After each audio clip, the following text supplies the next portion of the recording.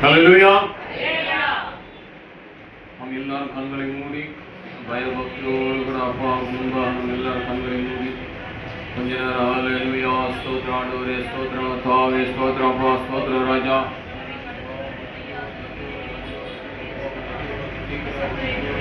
ராஜா என் அப்பா உங்க நன்றியோடு ஸ்தோத்திரிக்கிற எல்லாரும் கண்களை மூடி இந்த பயபக்தியோடு கூட ஆமென். ஹல்லேலூயா, ஹல்லேலூயா, ஹல்லேலூயா.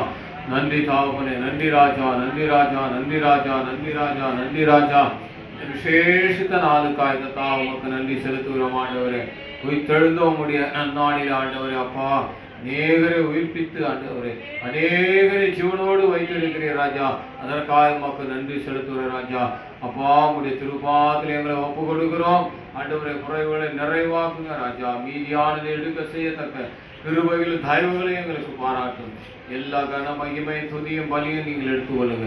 எங்கள் ஆண்டவராகிய இயேசு கிறிஸ்துவின் திருநாமத்தில் பிதா. முதலாவது வசனத்தை 104ஆம் சங்கீதம் முதலாவது வசனத்தை யாராவது ஒரு சொல்லுங்க.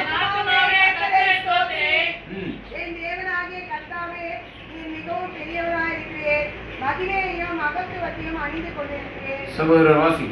என் ஆத்துமாவே கர்த்தரை ஸ்தோத்திரி. என் தேவனாகிய கர்த்தாவே நீர் மிகவும் பெரியவராய் இருக்கிறீர். மகிமையும் மகத்துவத்தையும் அணிந்து கொண்டிருக்கிறீர். அல்லேலூயா.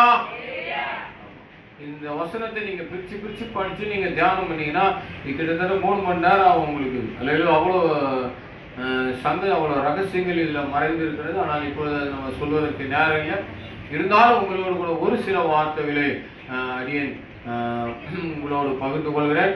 பாருங்க, என் ஆத்துமாவே என் இருதயமே கர்த்தரை ஸ்தோத்திரி. நம்முடைய ஆத்துமா தான் கர்த்தரை ஸ்தோத்திரிக்கணும்.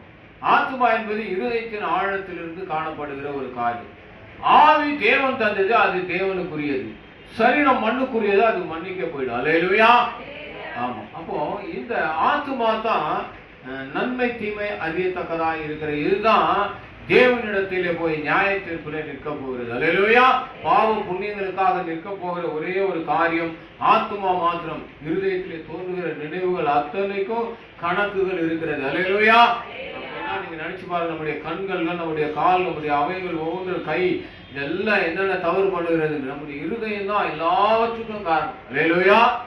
இருதயம் சொல்லும் பொழுதுதான் மூளைக்கு போகும். மூளை தான் அதுக்கப்புறமா அது கட்டளை கொடுக்கும். அல்லேலூயா. ஆமா. எல்லாரும் மூளை எல்லாம் கிடையாது. மூளையை பத்தி வேதத்துல எங்குமே கிடையாது. அல்லேலூயா. நீங்க நல்ல அந்த வேத புத்தகத்தை நல்லா படிக்கிறவங்களா தான் தெரியும். மூளையை குறித்து எங்குமே சொல்ல. அதனால மூளை இல்லாதவங்க மூளை கட்டணும்னு சொன்னா நம்பாதீங்க. அல்லேலூயா. அது சத்ரு நம்மளை வஞ்சிக்கிறதான வார்த்தை. அல்லேலூயா. பாருங்க, கர்த்தரை ஸ்தோத்திரி. அவரை எப்பொழுதும் நம்ம ஆராதிக்கிற பிள்ளைகளாய், ஸ்தோத்திரிக்கிற பிள்ளைகளாய் இருக்க முடியாது. இந்த முதல் வார்த்தை சொல்லுகிறது. நம்ம தமிழ் இலக்கணம் நடத்தும் போதும் வார்த்தைகள் எழுதி கோடு போட்டு நம்மளுக்கு அது வெட்டுகணும், இது சேர்ப்புகணும் அப்படின்னு சொல்லி பிரிச்சு பிரிச்சு காட்டுவாங்க இல்லையா? அந்த மாதிரி நீங்க ஒவ்வொன்னா இத என் ஆத்துமாவே கர்த்தரை ஸ்தோத்திரி. இந்த ஒரு சப்ஜெக்டை நீங்க ஒரு 3 மணி நேரம் தியானிக்கலாம். அவ்வளவு காரியங்கள் இருக்கிறது. அல்லேலூயா. ஆமா. அவ்வளவு விஷயம் இருக்கு. நம்ம ஆராதிக்க தான் தேவனிடத்திலே நாம கிட்ட சேருகிற அந்த ஸ்லாக்கியம் கிடைக்கும். அல்லேலூயா. என் தேவனாகிய கர்த்தாவே நீர் மிகவும் பெரியவராய் இருக்கிறீர். என் தேவனாகிய கர்த்தாவே. அல்லேலூயா. இன்னைக்கு எல்லாம் உயிர்த்தெழுந்த நாளை குறித்து எல்லாரும் பேசுவார்கள். அல்லேலூயா. ஆமா. அந்த ஒரு